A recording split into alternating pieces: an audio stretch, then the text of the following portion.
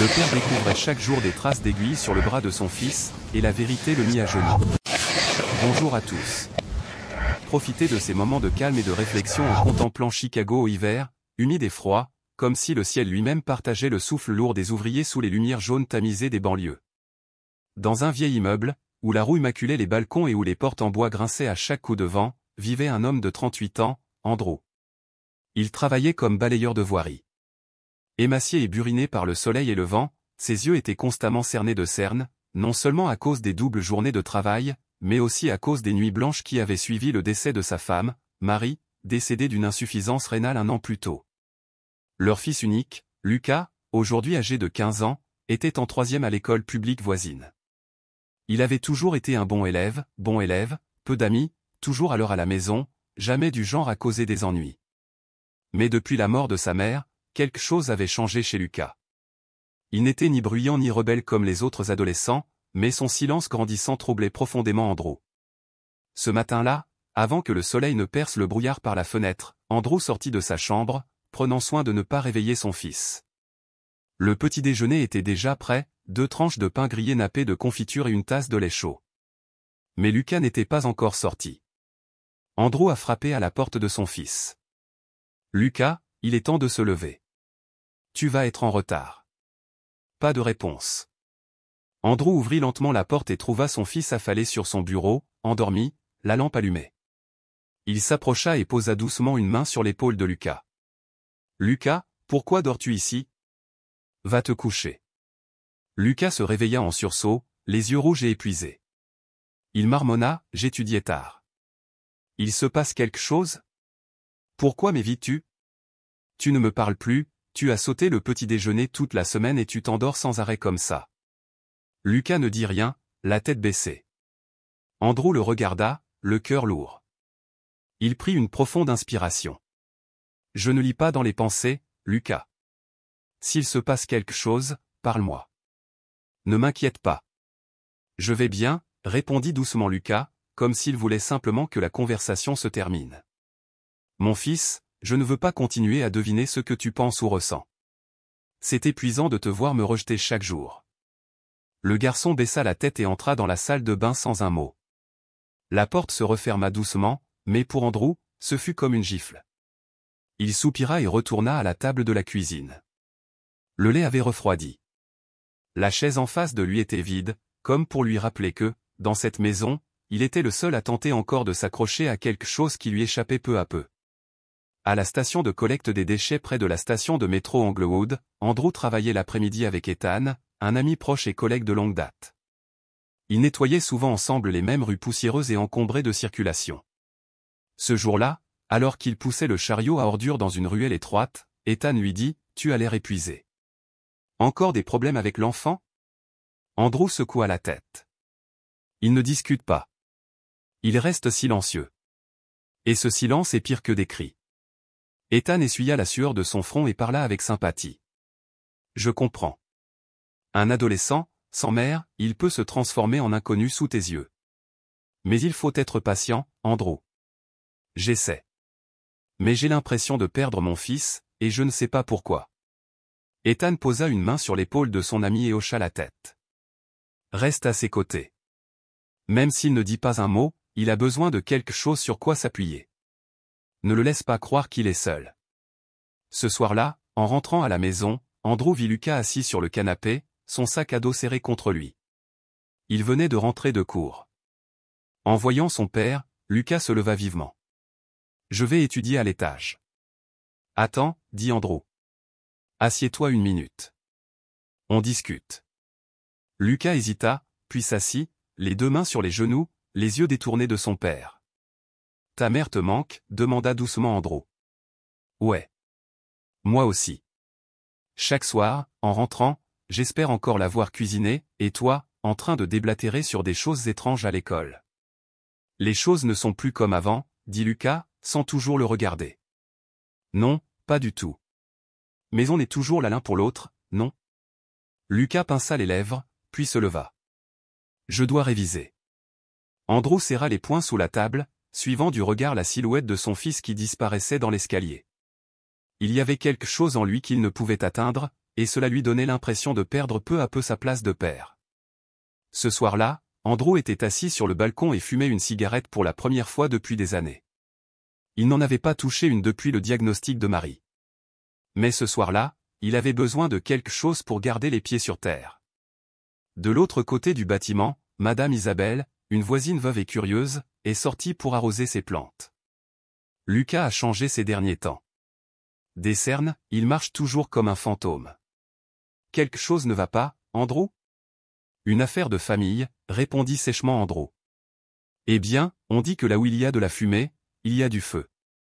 Ces jeunes d'aujourd'hui, dangereux. Il vaut mieux le surveiller. On ne sait jamais. Je connais mon fils.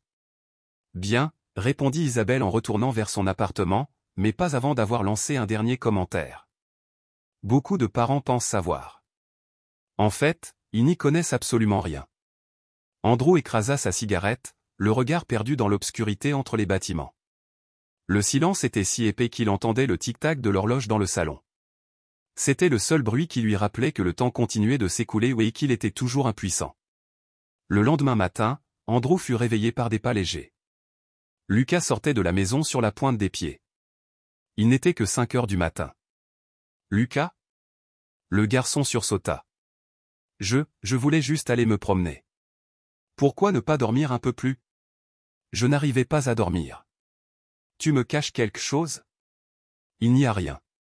Alors pourquoi tu m'évites sans cesse? Pourquoi tu ne parles pas? Tu ne me fais plus confiance? Lucas ne dit rien. Il ouvrit la porte et sortit, laissant Andrew seul dans la maison glaciale. Ce soir-là, Andrew était assis tranquillement à table. La place en face de lui était toujours vide. Un vide rampant l'enveloppait. Ce qu'il croyait autrefois solide, l'amour paternel, la connexion, la confiance se brisait maintenant comme une vitre brisée. Il murmura, « À quoi penses-tu, Lucas? Que ai-je fait de mal ?» Andrew ne se souvenait pas exactement quand les soupçons avaient commencé, seulement que c'était une nuit particulièrement calme, avec le vent sifflant à travers la fenêtre comme un avertissement invisible.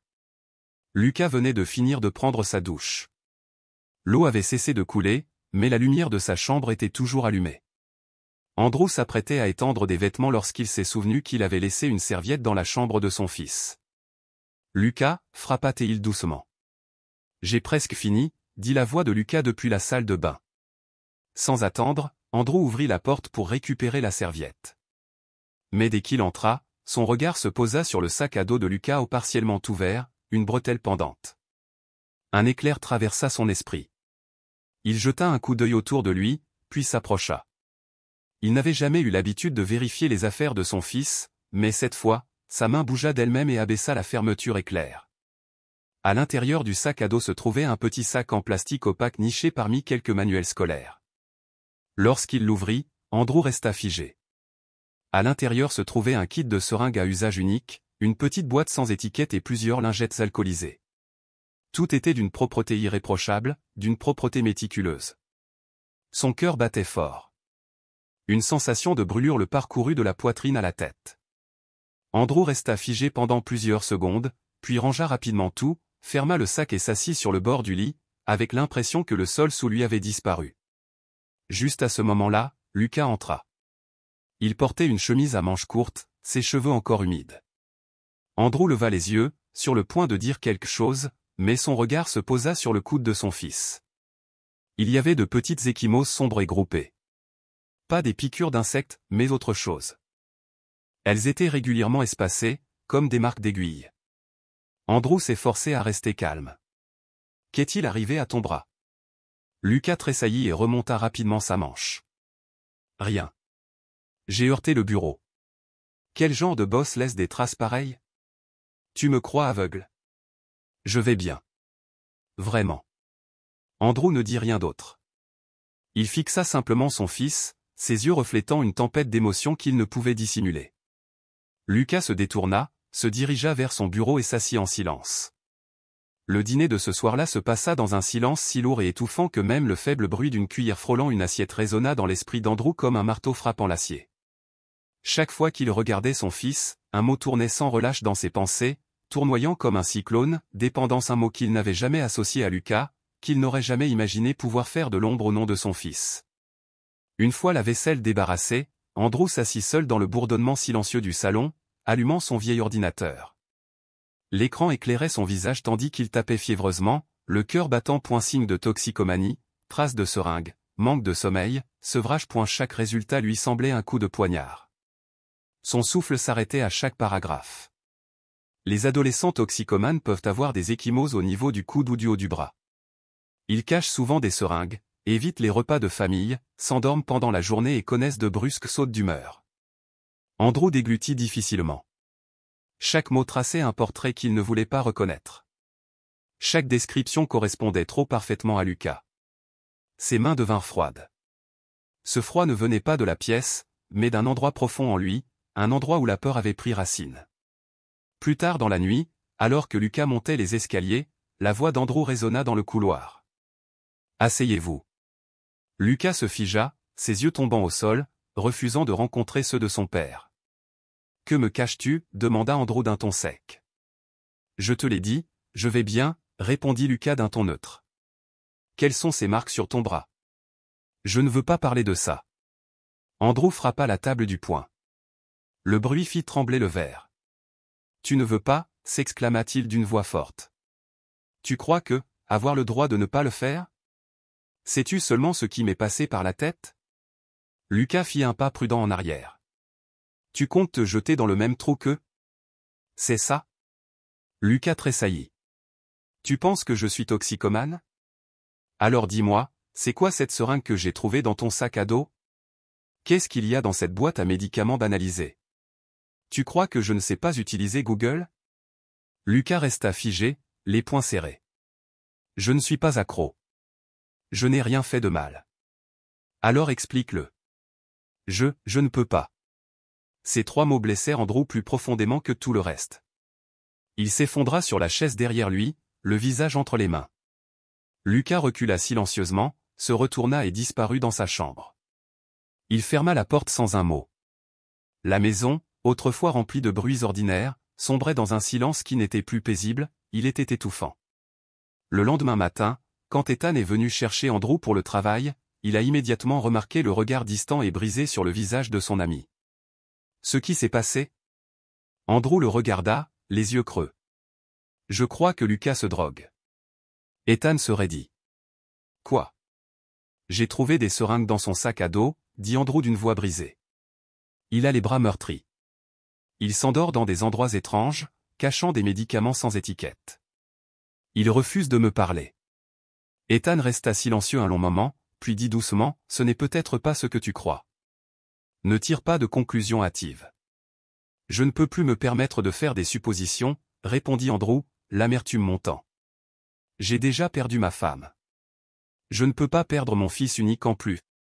Ethan posa une main sur son épaule, l'air inquiet. Si c'est vraiment si grave, tu dois avoir une vraie conversation avec lui. Ou demander de l'aide à quelqu'un. Cet après-midi-là, quand Andrew rentra chez lui, Lucas était parti. Dans sa chambre se trouvait un carnet ouvert, posé sur le bureau.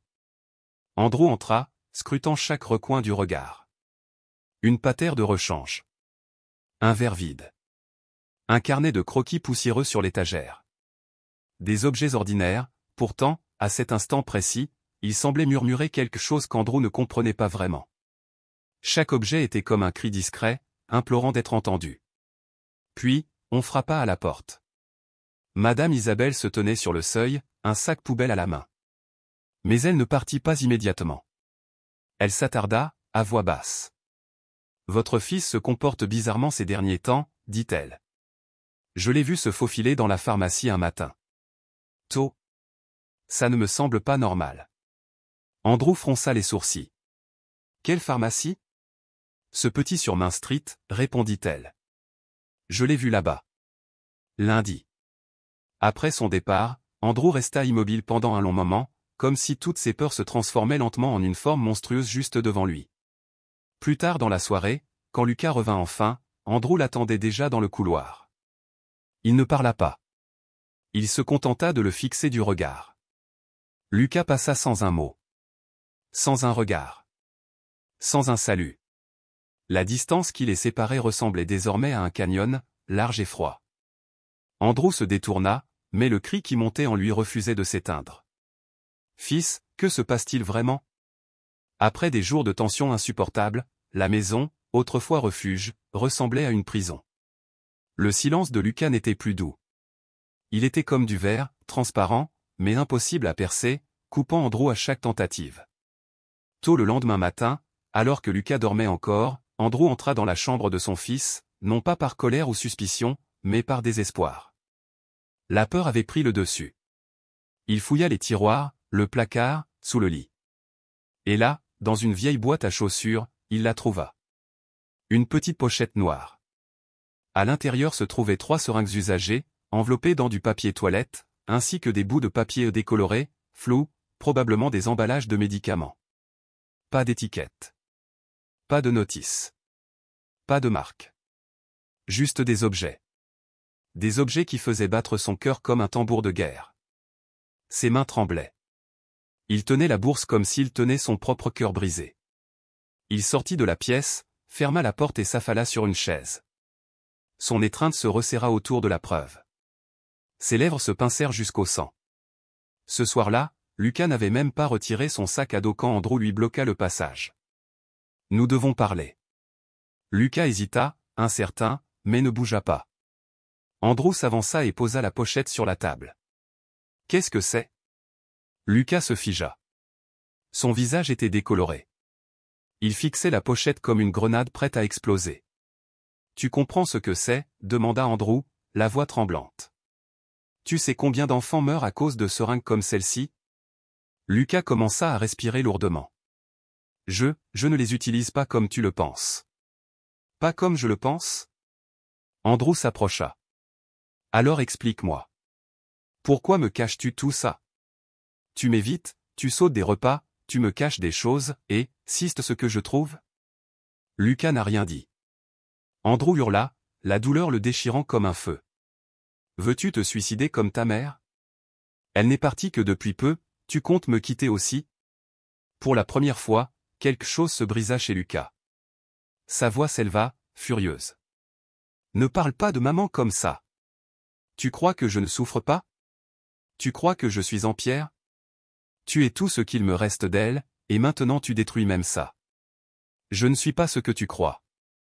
Je n'ai rien fait de mal. » Le cœur d'Andrew se brisa. Et avant qu'il puisse s'en empêcher, sa main se leva et se posa délicatement sur la joue de Lucas. Ce n'était pas une gifle violente, mais c'était suffisant. De quoi briser le petit fil qui les retenait encore ensemble. Lucas le fixa, les yeux rouges et tremblants. Puis il se retourna et monta en courant, claquant la porte derrière lui. Le bruit résonna comme un coup de feu. Comme le chagrin lui-même. Cette nuit-là, Andrew était assis dans le salon, incapable de dormir. Ses yeux étaient creux. De la chambre de Lucas parvenaient de légers sanglots, étouffés et ténus, comme un chaton qui pleure dans le noir. Mais chaque son transperçait Andrew comme du verre. Vers minuit, on frappa à la porte. C'était Ethan. « J'ai vu ta lumière, dit-il. Quelque chose ne va pas ? » Andrew ne répondit pas. Il s'écarta simplement et le laissa entrer. Ethan s'assit tranquillement, lisant la dévastation sur le visage de son ami. Après plusieurs longues minutes, Andrew parla enfin. « J'ai giflé Lucas. » Ethan cligna des yeux, stupéfait. « Tu as quoi ?» Andrew secoua la tête, les yeux creux. Il n'arrêtait pas de cacher des choses. « J'ai trouvé d'autres seringues. Je n'en pouvais plus. » Ethan soupira profondément. « Je comprends. Mais, le frapper, ça arrange quoi ? » « Je ne voulais pas, » dit Andrew. « Je suis épuisé. J'ai peur. J'ai peur de le perdre. Comme j'ai perdu Marie. » Ethan tendit la main et la posa fermement sur son épaule. « Peut-être qu'il souffre d'une façon que tu ne vois pas. Tous les silences ne sont pas des péchés, Andrew. » Le lendemain matin, Andrew poussait son chariot poubelle sur les trottoirs fissurés du centre-ville de Chicago. Le ciel était gris. Son esprit était embrumé par le manque de sommeil. Une vieille femme, Catherine, cria depuis le coin où elle vendait toujours des billets de loterie. « Monsieur Andrew. J'ai entendu ce que Madame Isabelle a dit à propos de Lucas. Tout va bien ? » Il n'a pas répondu. Elle secoua la tête. Je connais ce garçon depuis qu'il est petit. Ce n'est pas un mauvais garçon. S'il se tait, il souffre. Parle-lui comme à un père. Pas comme à un policier. Les mots ont profondément touché. Andrew fit un petit signe de tête et continua tranquillement son chemin. Plus tard dans la journée, de retour à la maison, il se dirigea vers la porte de Lucas, sur le point de frapper, puis s'arrêta. Quelque chose a attiré son attention. Un morceau de papier s'était glissé sous la porte. Andrew se pencha, le ramassa et lut l'écriture brouillonne et désordonnée, écrite à l'encre bleue. « Papa ne me fait pas confiance. Je le sais, mais je ne sais pas quoi faire d'autre pour qu'il me croie. » Andrew serra le papier dans sa main et resta silencieux dans le couloir. Une douleur sourde lui pulsait dans la poitrine, profonde et constante. Ce soir-là, les voisins se sont à nouveau réunis dans la cour de l'appartement. Madame Isabelle n'a pas manqué l'occasion de s'exprimer. « Je te l'ai dit, il y a quelque chose qui cloche. Hier encore, je l'ai vu porter une boîte de médicaments à la pharmacie. »« Quelle pharmacie ?» a demandé quelqu'un. « Ce petit magasin au coin de la rue. La pharmacie Johnson. » Il cachait cette boîte comme si c'était un secret, a-t-elle ajouté. Un homme d'âge moyen nommé Frank, qui n'avait jamais aimé Andrew, s'est lancé. « Ma fille m'a dit avoir vu Lucas acheter des seringues plus d'une fois. Tous ces enfants qui s'injectent des aiguilles, il n'y a pas de retour en arrière. » Ces murmures parvinrent aux oreilles d'Andrew alors qu'il passait par hasard dans la cour arrière. Il resta immobile, les poings serrés. Ces gens ne savaient rien, et pourtant ils étaient prêts à condamner un enfant sur la foi de Rago. En montant les escaliers, Andrew sentit son cœur bouillonner. Non pas de colère envers les voisins, mais envers lui-même. Parce qu'il ne pouvait pas protéger Lucas de leur venin, et pire encore, il ne pouvait pas protéger Lucas de ses propres doutes. Tard dans la nuit, Andrew était assis seul dans le salon, son téléphone à la main.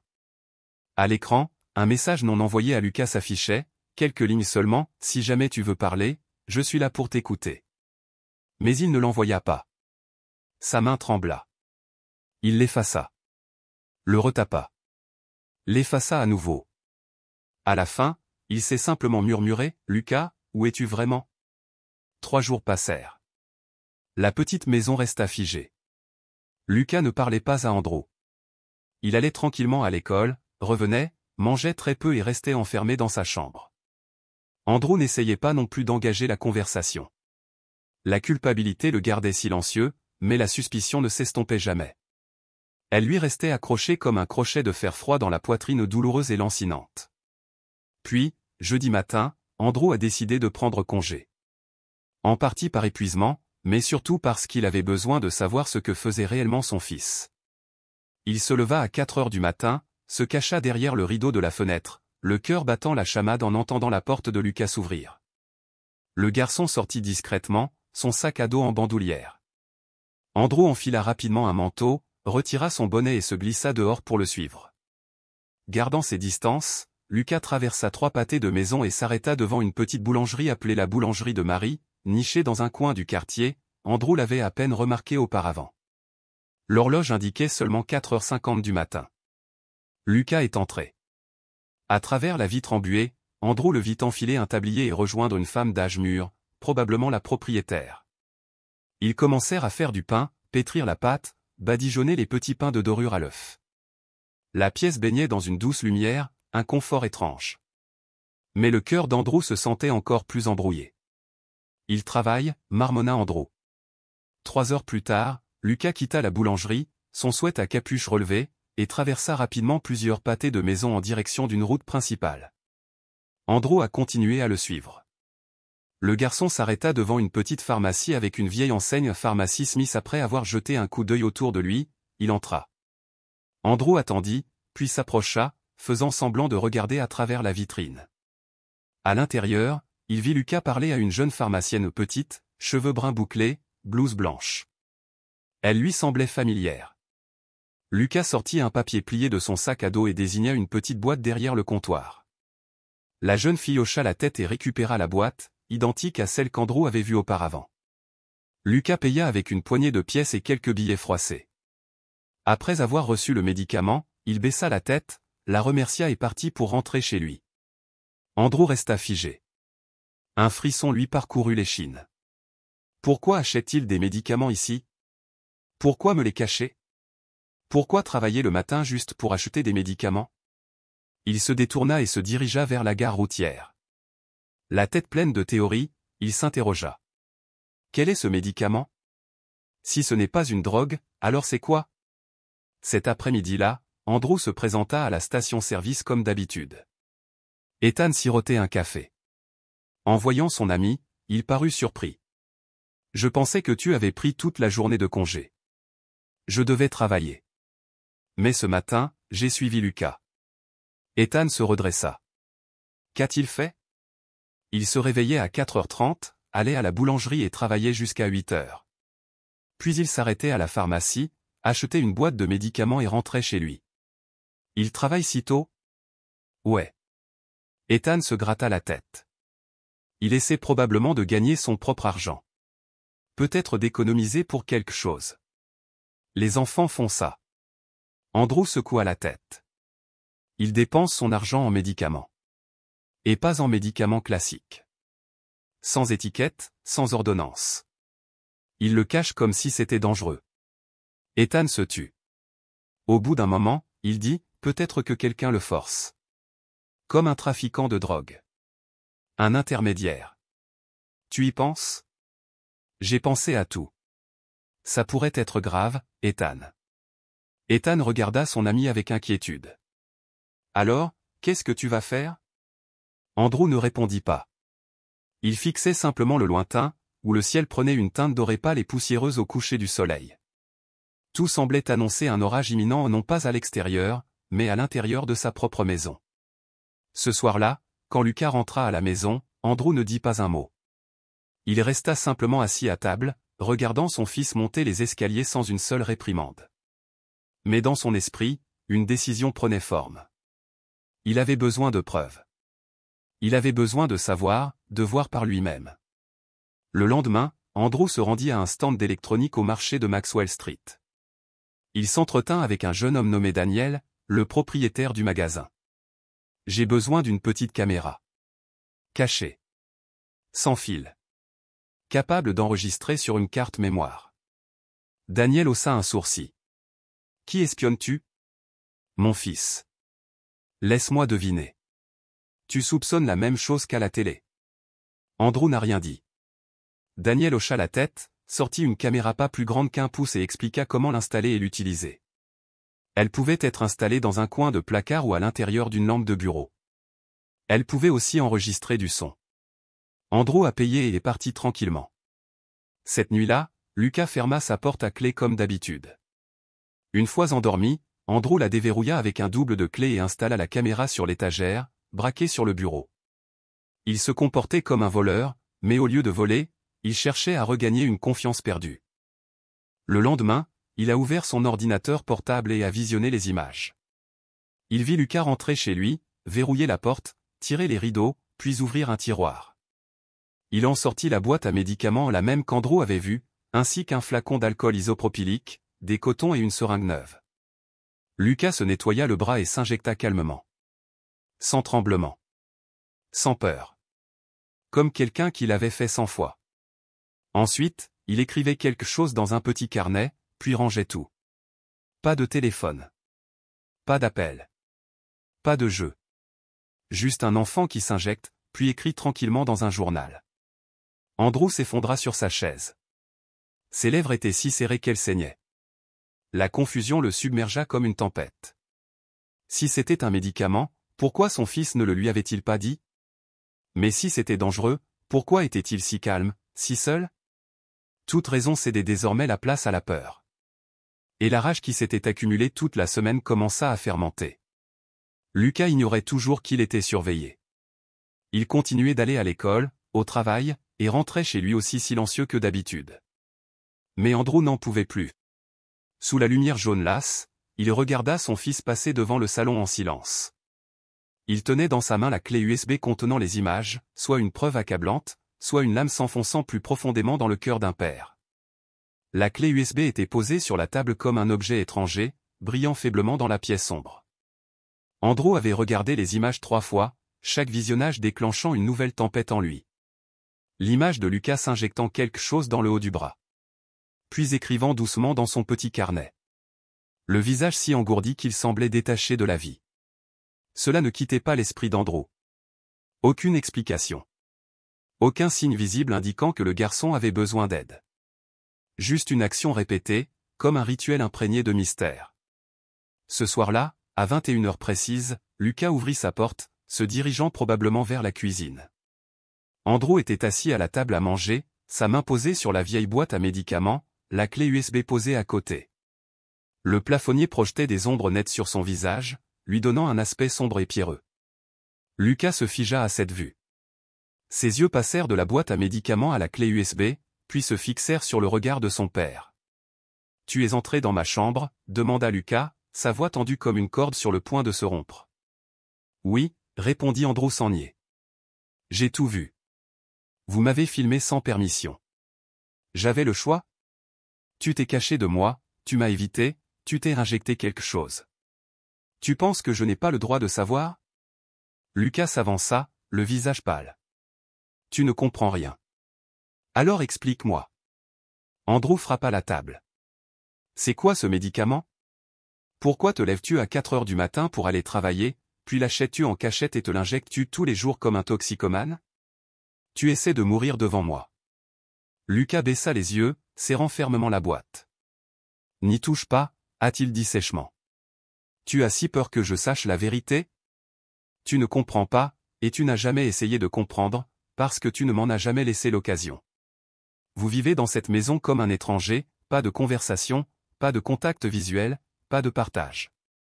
Si tu n'es pas accro, alors qu'est-ce que tu fais ? » Lucas respirait fort maintenant, fit un pas en arrière, les bras étroitement enroulés autour de la boîte. « Tu n'as pas le droit de dire ça. C'est vrai ? Je suis ton père.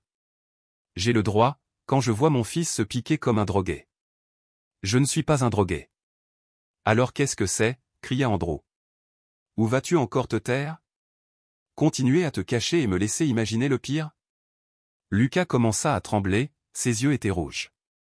Il semblait sur le point de dire quelque chose, mais il se retint. Un lourd silence s'installa dans la pièce. La voix d'Andrew baissa, basse et définitive. À partir de maintenant, je ne te vois plus comme mon fils. Silence. Lucas s'est figé. Cette phrase lui a frappé comme un coup de poing, non pas au visage, mais directement au cœur. Il serra plus fort la boîte de médicaments, les lèvres tremblantes. « Je suis désolé » murmura-t-il. Sa voix était douce, comme une goutte de pluie dans une tempête. Pas de larmes. Aucune protestation. Une seule excuse qui a contenu l'effondrement d'un enfant solitaire. Il se détourna et monta à l'étage. Andrew ne l'a pas arrêté. Il se tenait juste là, le cœur battant, avec l'impression d'avoir brûlé le seul pont qui le reliait encore au reste de sa famille. Lucas ferma la porte et la verrouilla. Il était assis à côté de son lit, sa boîte à médicaments toujours à la main. Ses doigts tremblaient lorsqu'il sortit le petit carnet caché sous son oreiller et le tourna jusqu'à la dernière page. Il a écrit quelque chose, chaque mot, chaque ligne, lui donnait l'impression d'une prise désespérée sur le dernier peu de raison qui lui restait. Andrew est sorti sur le balcon et a allumé une cigarette. Le vent de la nuit lui glaçait le cou. De l'autre côté du chemin, les lumières de Madame Isabelle étaient à nouveau allumées. Sa voix aiguë a surmonté le silence. « Je te l'avais dit. » On voyait bien, rien qu'au visage de ce garçon, que quelque chose n'allait pas. Pâle comme un fantôme. Maigre comme l'enfer. C'est définitivement un accro. Une autre voix de femme répondit, moins claire. Pauvre Andrew, il a perdu sa femme et maintenant son fils.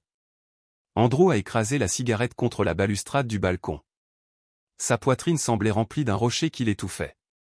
Le lendemain matin, Lucas n'est pas descendu pour le petit déjeuner. Andrew a laissé une tasse de lait chaud devant sa porte. Ne frappez pas. Pas de mots. Mais la coupe resta intacte jusqu'à midi. Quand Ethan a appelé, Andrew a hésité, puis a répondu.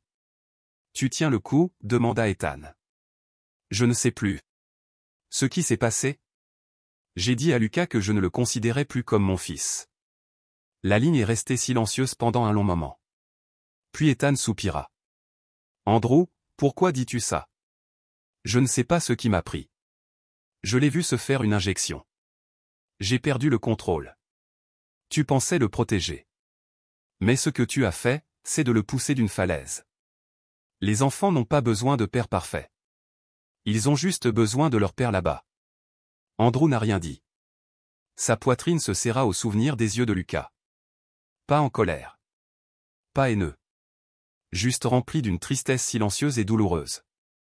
Cette nuit-là, Andrew se tenait devant la porte de son fils. Il leva la main pour frapper, puis la laissa retomber. À l'intérieur, il entendit le léger grattement d'un stylo sur le papier, suivi du léger bruissement des pages. Il pressa son front contre la porte et murmura. « Lucas, si tu as besoin de quoi que ce soit, je suis prêt à t'écouter. » Pas de réponse. Il resta là quelques minutes de plus, puis s'éloigna. De l'autre côté de la porte, Lucas était assis immobile. Il ouvrit le petit carnet, revint à la dernière ligne qu'il avait écrite. « Je suis désolé de ne pas avoir eu le courage de dire la vérité. Mais je ne te déteste pas. Je t'aime juste trop pour te le dire. » Il posa le stylo et serra le carnet contre sa poitrine. La lumière dans sa chambre est restée allumée. Mais à l'intérieur, tout était englouti dans les ténèbres. Cette nuit-là, Chicago a continué d'avancer. Les voitures passaient à toute vitesse. Les gens passaient dans un flou. Mais dans un appartement au 3e étage d'un vieil immeuble en ruine. 2 personnes, 2 mondes séparés, vivaient côte à côte. Séparés par un gouffre d'incompréhension et de douleur. Le lendemain matin, Andrew s'est réveillé avec un engourdissement sourd. Ses yeux étaient gonflés. Sa gorge est sèche. La maison était aussi calme que d'habitude. Mais aujourd'hui, le silence ne semblait pas seulement froid, il semblait obsédant. Il regarda autour de la table de la cuisine. Pas de vaisselle. Pas de pas. La porte de Lucas était toujours fermée. Les rideaux, tirés. C'était comme si cette pièce s'était isolée du monde. Dans l'esprit d'Andrew, Lucas murmurait « Je suis désolé » de la veille, rejoué encore et encore. Une voix calme résonna dans ses pensées. Il y a quelque chose que tu ne sais pas. Et pour la première fois depuis des semaines. Andrew ne voulait plus accuser. Il voulait comprendre la vérité. Il prit la boîte de médicaments à laquelle Lucas s'était accroché si fort la nuit précédente. Il l'a glissée dans son sac à bandoulière. Et j'ai pris le bus pour l'hôpital Northwestern Memorial. Où un vieil ami travaillait comme infirmière en chef dans l'unité de médecine interne. Margaret, quelques années plus âgée que lui, était énergique, parlait vite et avait l'œil vif. Quand elle a vu Andrew dans le couloir, elle a haussé les sourcils. « Andrew, que se passe-t-il ? On dirait que tu n'as pas dormi depuis une semaine. J'ai besoin de votre aide. » Andrew tendit la boîte. « Pouvez-vous découvrir de quel type de médicament il s'agit ?» Margaret l'ouvrit en fronçant les sourcils. À l'intérieur se trouvait un petit flacon avec un code QR et un numéro de lot, mais aucune étiquette commune. On dirait un médicament spécialisé. Je vais demander au pharmacologue clinicien. 15 minutes plus tard, Margaret est revenue avec un homme en blouse blanche, aux cheveux poivre et sel. Je suis le docteur Harris. Pharmacologie clinique. Vous cherchez à identifier un médicament? Oui. Mon fils, je suppose. Je comprends. Le docteur Harris a ouvert le flacon, l'a examiné, puis a saisi les données dans une base de données sur l'ordinateur latéral. Après quelques minutes, il leva les yeux. Voicecom. Ici Métazorin. Métazorine? C'est un traitement injectable pour un trouble rare de la coagulation sanguine. Également connu sous le nom de syndrome d'hypocoagulabilité auto-immune. Le patient a besoin d'injections quotidiennes pour maintenir la fonction de coagulation. Sauter plus de 3 jours pourrait entraîner une hémorragie interne, voire la mort. Andrew resta immobile. Ce n'est pas une drogue. Non. C'est un médicament biologique complexe. Nécessite une ordonnance spéciale. Très cher. Difficile d'accès. Seuls quelques hôpitaux spécialisés le proposent. Andrew sentit le monde s'effondrer sous lui. Mon fils s'injecte ça, tous les jours? Le docteur Harris le regarda, son expression s'adoucissant. Tu peux être fier.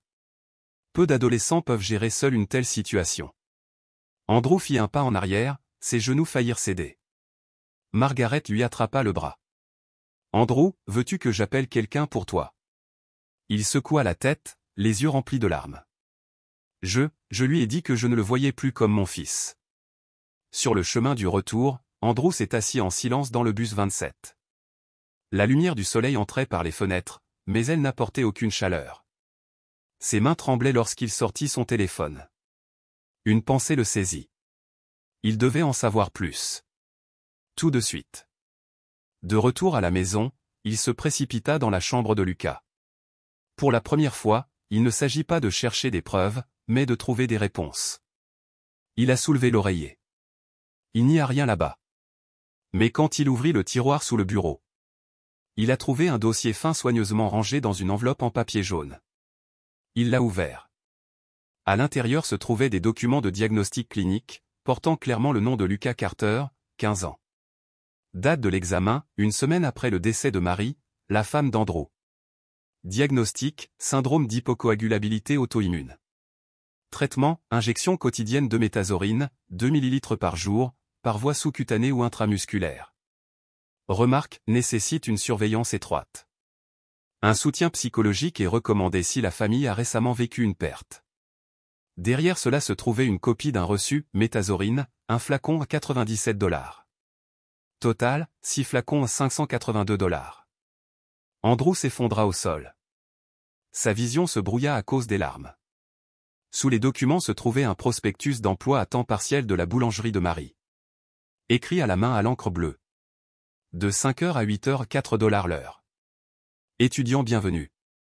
À côté, une enveloppe remplie de reçus de pharmacie, soigneusement fermée avec du ruban adhésif. Sur l'enveloppe, d'une écriture jeune et tremblante.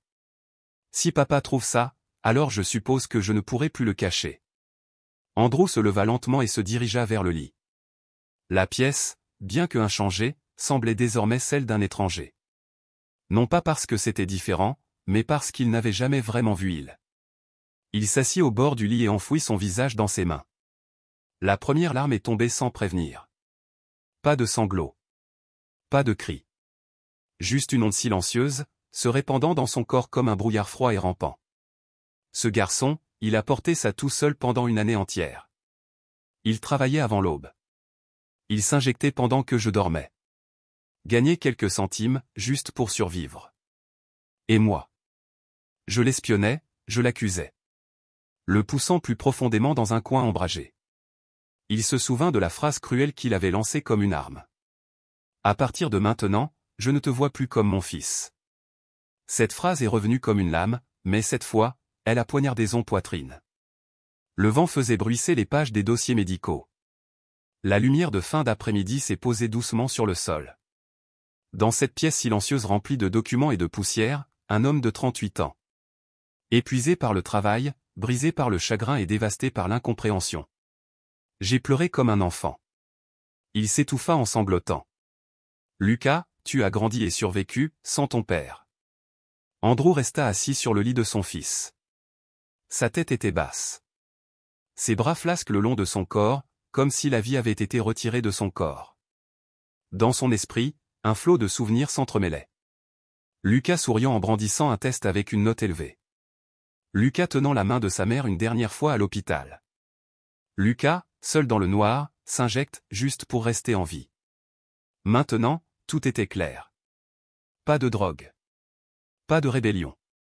Juste un enfant, luttant tranquillement contre une maladie rare. En deuil de sa mère. Terrifié à l'idée de devenir un fardeau pour un père déjà écrasé par la perte. Andrew se leva et ouvrit lentement le tiroir du bureau. À l'intérieur se trouvait une petite boîte en bois, avec Lucas écrit sur le couvercle à l'encre bleue délavée. Il l'a ouvert. Le doux parfum du vieux pain flottait. À l'intérieur se trouvaient des reçus de médicaments soigneusement pliés, classés par semaine.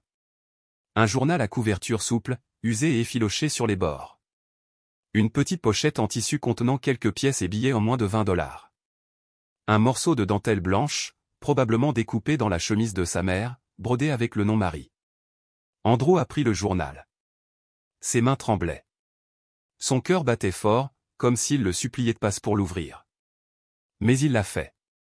Première page 3 novembre. Le médecin m'a dit que je devais m'injecter tous les jours. J'ai demandé, que se passe-t-il si je ne le fais pas? Il m'a regardé et m'a dit, alors tu pourrais mourir plus tôt. Je n'ai pas peur. Mais je ne veux pas que papa le sache. Il a tourné les pages. 9 décembre. Aujourd'hui, j'ai cassé une fiole. J'ai dû marcher 3 kilomètres jusqu'à une autre pharmacie. Je ne suis pas rentré à la maison avant le retour de papa. Alors j'ai menti et j'ai dit que j'étais resté tard à l'école. Je déteste mentir. Mais si je dis la vérité, papa sera à nouveau triste. Comme le jour où maman est morte. Chaque page est plus profonde que la précédente. Pas de blâme. Pas de colère. Seulement des lignes calmes et prudentes, remplies de peur, d'effort et de l'espoir désespéré de dire un jour la vérité. Il a atteint l'entrée quasi finale, datée d'il y a 5 jours. Je me sens fatigué aujourd'hui. Après l'injection, je me suis senti nauséeux. Je suis peut-être surmené, mais je ne peux pas m'arrêter. Je ne peux pas me passer de médicaments. Je ne peux rien dire à papa. Maman me manque, mais papa me manque aussi, tel qu'il était avant de se mettre en colère contre moi. Et puis, sur la dernière page, dans une écriture plus petite et maculée. Si je pars tôt, je veux juste que papa le sache. Je ne le déteste pas. Je l'aime trop pour le dire. Le journal a glissé des mains d'Andrew. Il s'est effondré sur le petit bureau en bois, où son fils avait passé d'innombrables nuits à écrire ces lignes douloureuses et déterminées. Se battre pour rester en vie, comme un oiseau volant contre le vent. Et puis, les pleurs sont arrivés. Pour la première fois depuis des années, Andrew pleura. Pas pour sa femme. Pas pour la douleur silencieuse dans la maison. Mais parce qu'il avait presque perdu la chose la plus précieuse de sa vie. À cause de la peur, de la colère aveugle et d'un doute impardonnable. La nuit est tombée. Lucas n'était toujours pas à la maison. Andrew resta dans la chambre de son fils, la main posée sur le journal, les yeux fixés sur la petite fenêtre fermée. Il ne savait pas si c'était trop tard. Il ne savait pas s'il aurait une autre chance de réparer les dégâts. Vers 22 heures, la porte d'entrée s'est ouverte en grinçant. Lucas revint et entra aussi silencieusement que d'habitude. Il était sur le point de monter à l'étage lorsqu'il remarqua la lumière allumée dans sa chambre. « Papa ?» Aucune réponse. Il est entré. Là, sur le sol, le dos contre le lit, était assis son père. L'homme qui avait toujours été sévère, silencieux, inébranlable. Des larmes coulaient encore sur ses joues. Lucas se figea. Andrew leva les yeux. Ses yeux étaient rouges et gonflés. Sa voix, rauque et cassante.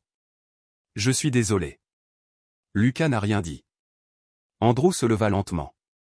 Il s'est rapproché. « J'ai lu ton journal. J'ai apporté le médicament à l'hôpital. Je sais tout maintenant. » Lucas recula légèrement, sa main tremblante. « Êtes-vous en colère contre moi ? » « Non. » La voix d'Andrew se brisa. « Je suis en colère contre moi-même. » Il tomba à genoux et baissa la tête, incapable d'arrêter ses larmes. J'étais aveugle. Tout ce que je ressentais, c'était de la peur, et je n'ai jamais essayé d'écouter. Tu as porté ça seul. Et tout ce que j'ai fait, c'est accuser, douter, te blesser. Lucas s'assit, serrant la boîte à médicaments dans son sac à dos. Ses yeux brillaient. Je ne voulais pas que tu en portes plus. Après la mort de maman, je savais que tu étais déjà très fatigué. Andrew a pris son fils dans ses bras, pour la première fois depuis plus d'1 an. Il le serra fort, comme si le lâcher signifiait le perdre à nouveau. À partir de maintenant, murmura-t-il, tu n'as plus à faire ça seul. Quelle que soit votre maladie. Quoi que la vie nous réserve. Je suis toujours ton père. Lucas s'enfouit dans la poitrine de son père en sanglotant. Et ils pleurèrent ensemble. Dans une pièce qui avait vu tant de douleur. Et maintenant, enfin, le retour silencieux de l'amour a eu lieu. Pas de mots. Pas de précipitation. Juste le doux rythme de 2 cœurs qui se retrouvent l'un vers l'autre. Cette nuit-là, Andrew n'a pas dormi. Il est resté dans la chambre de Lucas jusqu'au matin. Regarder son fils se reposer enfin paisiblement pour la première fois depuis des semaines. Sur le bureau, le journal était ouvert, ses pages flottant dans la douce brise nocturne. Et Andrew, avec ses cheveux en bataille et ses yeux injectés de sang, savait que demain, il recommencerait. En retard, oui. Mais pas aussi en retard. La lumière du matin se glissait à travers la fenêtre de la chambre de Lucas. La première vraie luminosité après une longue et douloureuse obscurité. Une douce brise agitait les pages encore non écrites du petit journal. Lucas continua à dormir, respirant régulièrement. Son visage, pour la première fois depuis des mois, était libéré de toute tension. Andrew s'assit sur le bord du lit. Ses yeux ne quittaient jamais son fils. Il était resté debout toute la nuit. Pas par culpabilité cette fois, mais par espoir. Quand Lucas remua et ouvrit les yeux, la première chose qu'il vit fut le visage de son père qui le regardait. Pas avec suspicion. Pas avec jugement. Mais avec remords. Et l'amour. « Papa » murmura Lucas. Andrew n'a pas répondu avec des mots. Il s'est simplement penché et a enveloppé son fils dans ses bras. Serré. Assez serré pour être sûr qu'il ne disparaisse plus. « Je suis désolé, Lucas. Je suis désolé du fond du cœur. » Lucas resta silencieux un long moment, puis répondit doucement. « Je pensais que tu ne me regarderais plus jamais comme ça. J'avais l'habitude de penser que tu étais un fardeau, quelque chose de lointain. Mais ce n'est pas vrai. Tu es la seule chose qui m'a gardé en vie après le décès de maman. » Lucas s'étouffa, puis se remit à pleurer. Andrew le serra plus fort. « À partir d'aujourd'hui, dit-il, je ne te laisserai plus te battre seul. Quoi qu'il arrive, toi et moi, nous sommes une équipe. » Cet après-midi-là, Andrew a emmené Lucas au Rush University Medical Center, où ils ont rencontré les spécialistes en hématologie de l'hôpital. Et pour la première fois depuis longtemps, ils avancèrent ensemble. Dans la salle d'examen, après avoir examiné le dossier médical de Lucas et les résultats de laboratoire précédents qu'il avait recueillis lui-même, le docteur Jamson, un homme âgé au regard bienveillant, a pris la main de Lucas et lui a dit « Vous avez fait un travail incroyable, mais ce n'est pas une bataille que vous devez mener seul. » Andrew était assis à côté de son fils, les yeux lourds de regret. « Je pensais que mon enfant se faisait du mal, mais il s'avère que c'est moi qui dois réparer ce que j'ai cassé. » Le docteur Jamson hocha doucement la tête. « Vous avez encore du temps tous les deux. Et nous serons là pour vous accompagner dans ce chemin. » Quelques jours plus tard, le docteur Clara, jeune médecin du service international de l'hôpital, a rencontré Andrew et Lucas en privé. L'histoire de Lucas avait été transmise à l'association Heart of Hope, qui proposait un programme de parrainage pour les enfants de moins de 18 ans atteints de maladies sanguines rares. « Vraiment ?» Andrew se leva, une lueur d'espoir dans la voix. « Ils viennent de m'envoyer la confirmation aujourd'hui, » a déclaré le docteur Clara. « À partir de la semaine prochaine, Lucas recevra de la méthasorine gratuitement, à vie. » Lucas regarda son père avec incrédulité. Andrew, stupéfait, tendit la main vers son fils. « Tu vois ? On n'est pas trop tard. Il n'est jamais trop tard. » Le lendemain, Andrew demanda à abandonner son travail de nuit. Le salaire était inférieur, mais cela lui était égal. Les économies laissées par Marie et le capital retraite anticipé de sa mère suffisaient à couvrir les dépenses pour le moment. Il a donc contacté Raymond, un vieil ami qui tenait un atelier de réparation à proximité. Le petit garage de Market Street avait récemment changé de propriétaire. « Je n'ai pas besoin de grand-chose, Raymond. Juste d'un petit coin. Assez pour travailler, assez pour rester près de mon fils. » Raymond le regarda et lui tapota l'épaule. « Prends tout. Je vieillis. Je n'en ai plus besoin. Quand un homme veut réparer quelque chose de ses propres mains, qu'il le fasse. » Et seulement une semaine plus tard, Andrew a officiellement rouvert le garage sous un nouveau nom, Main Propre Auto. Le magasin était proche de chez moi, à seulement 2 pâtés de maison de l'école de Lucas. Chaque matin, Andrew préparait lui-même le petit déjeuner, puis se tenait devant la chambre de Lucas avec un petit sourire. « Qu'est-ce que tu veux manger aujourd'hui ? J'ai appris à faire des œufs à la coque. » Lucas le regarda et sourit pour la première fois depuis plusieurs mois. « Où as-tu appris ça ? » ? « En ligne. Mais j'ai fait cuire les œufs de tout mon cœur. » L'après-midi, après les cours en ligne, Lucas s'asseyait à la table en bois de l'atelier de réparation, dessinant une nouvelle enseigne pour le garage de son père. « Papa, je pense qu'on devrait ajouter une petite ligne en dessous. » Que dirait-il ? Lucas réfléchit un instant, puis écrivit lentement avec un stylo de calligraphie. « Ici, on ne répare pas les voitures. On répare ce qui est cassé. » Andrew fixait son fils, sans voix. Ses yeux étaient piqués de larmes. Un mois passa. Lucas reprit des forces. Il devait encore s'injecter des médicaments quotidiennement, mais il ne se cachait plus. Andrew l'aidait à se préparer, à désinfecter, à vérifier l'heure.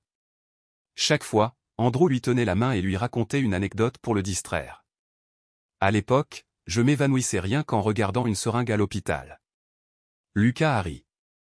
Et maintenant, tu m'apprends à essuyer l'alcool à un angle parfait de 90 degrés. Ça montre bien que les gens peuvent changer s'ils savent qu'ils ont tort. Le soir, Andrew et Lucas dînaient ensemble. Fini les distances. Fini les silences rageurs. Ils partageaient leur repas, leurs souvenirs et les prémices d'une nouvelle confiance. Lucas s'est remis à dessiner lui aussi. Pour la Saint-Jean, Andrew lui a offert un coffret d'aquarelle professionnel. Pour l'artiste préféré de papa, a-t-il dit. Lucas leva les yeux, étonné. Tu savais que je voulais toujours dessiner. Je savais que tu avais épuisé tous les brouillons de papier pour dessiner des portraits de maman. J'avais juste oublié comment les voir. Un après-midi, Lucas entra dans l'atelier avec un petit tableau encadré à la main. Il le brandit, un peu gêné. Papa, j'ai peint ça. J'aimerais l'accrocher au comptoir. Andrew s'essuya les mains et sortit. Le tableau représentait deux personnages, un homme tenant dans ses bras un jeune garçon qui s'injectait. Derrière eux, deux ailes de lumière douce, larges et protectrices. Sous le tableau, il y avait juste deux mots. Merci. Et en dessous de ça. Merci de ne pas lâcher prise.